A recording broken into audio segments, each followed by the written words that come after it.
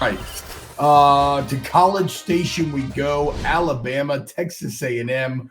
A strong start for the Aggies, but in the end, man, Bama just kind of throttles you. This new version of Alabama where they want to run the ball and they want to play elite defense. They just kind of like a snake constricting around your neck to slowly but surely squeeze you out of the game.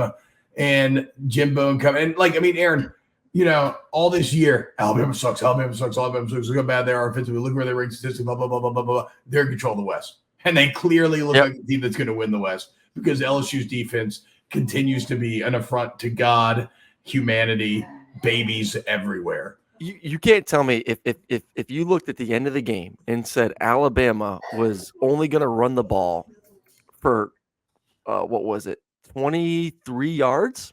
23 yards. I mean, this obviously includes sack numbers, but 23 yards that they were going to win the football game. That's true, actually. A&M came out and both D lines just dominated. Like A&M is scary up front, and the same thing with Alabama. Like neither team had any success. Alabama had less than a yard average per carry. A&M had less than 2 yards at 1.9. That's insane. These D lines absolutely kicked ass, and then you look at the secondary. Like we didn't ignore, but we looked at that Miami game for A&M and said, you know what? Are they going to face another passing attack like Miami? And we'll get to Miami's shit show last night for Georgia Tech, but probably not. Like Alabama's not that passing attack. Well, maybe they don't have to be if A&M's DBs are that bad. And the game plan, I rewatched the game this morning. The game plan for A&M was obviously stop the run. We're going to load the box. We're going to play a lot of three-man front. I mean, the twisting, the stunting, the containing. Jalen was there, but they played a lot of man on the back end. They're just going to say, if Jalen's going to beat us, he's going to have to be accurate. And Alabama came into it saying, we're going to try and run the football, and if we can't, we're just going to take a bunch of shots.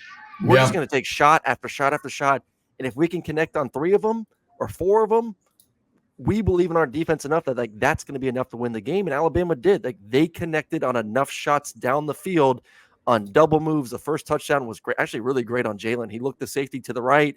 The inside slot receiver faked like he was going to run a deep cross and hit it up the middle of the seam, wide open. Great design.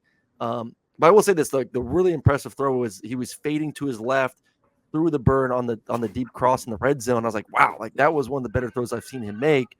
But A&M came with the mindset of if we're going to lose, it's going to have to be on big shot plays down the field because we don't trust Jalen throwing the football.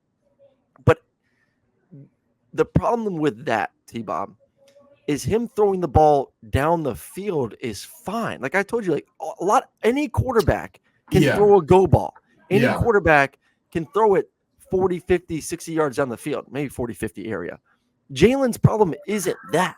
Jalen's problem is throwing it between the 5 to 25 yard range. Yeah. That's where he struggles. So like him taking shots, he's done that this year.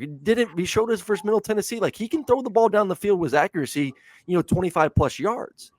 So like, I think there's an area for A&M defensively where, man, I'm going to make him play that game until he screws up, not play man-to-man coverage and allow their receivers to beat us down the field. And, Byrne had his best game in the season, 197 yards, 2 touchdowns. I thought he was great.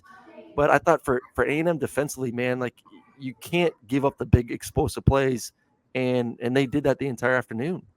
Yeah, so the evolution of this Alabama team continues. Jalen Milroe, definitely, that's a scary sign because it was thought that if you put the game on Milroe, that would be the path to victory. Miller said not so fast. Remember, it's been like this all year long, but you look up and you look at the stats, and Jalen Milroe remains, even after yesterday's game, in which Carson Beck was great. Yep. Jackson Dart's been great against LSU, and then they got the win over Arkansas yesterday. Jalen Milroe remains the 3rd highest rated quarterback in the SEC, right behind Jaden Daniels and Brady Cook.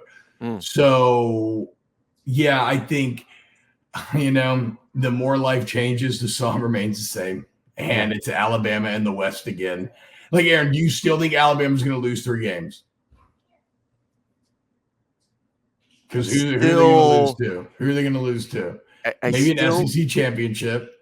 You still have zero faith that LSU and that offense. No. I don't have no faith, but anything with LSU, you cannot predict LSU to No, win. I know. You just have to accept that they're crazy.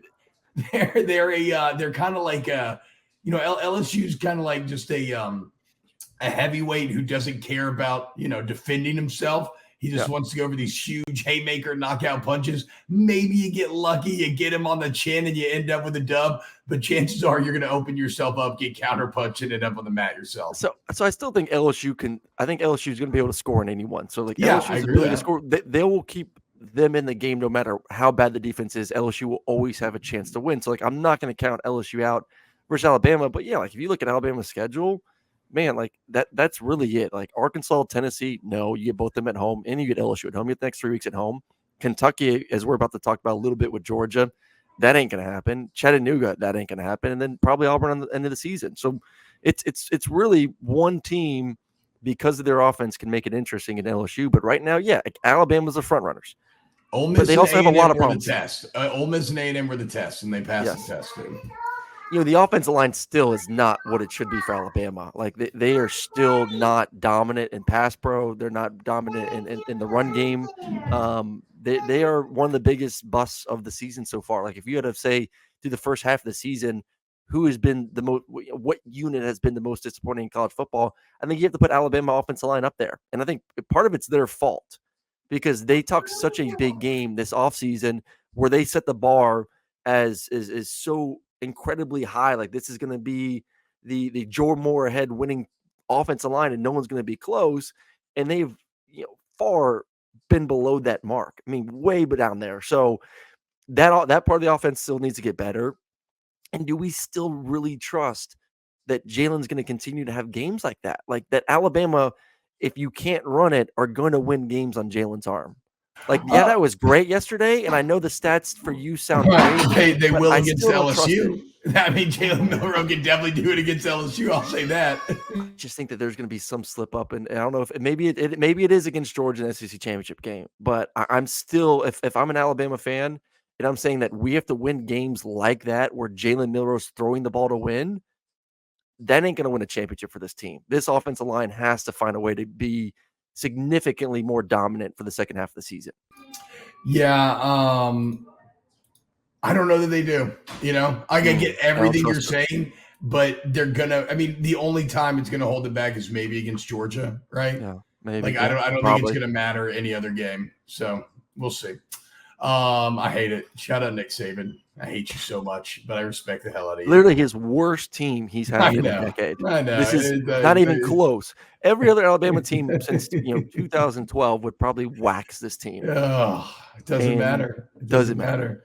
When you're the GOAT, dude. Shout out.